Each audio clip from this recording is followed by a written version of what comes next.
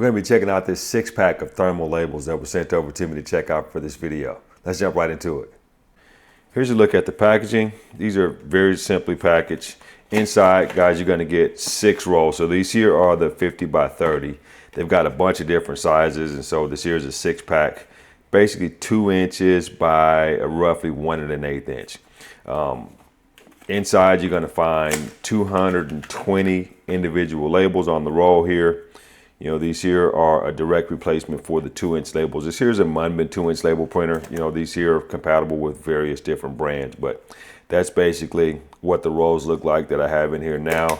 And these here are a direct replacement for that. So, you know, these here are your thermal labels. They're waterproof. You don't need any ink to print them or anything like that. They do come on the spool, so basically a drop-in replacement for your 2-inch label printer. So, you know, if you're looking for a 2-inch, they have the 2-inch. They also have a bunch of different sizes, but just some very well-made labels for your label printer. So, hope this helps.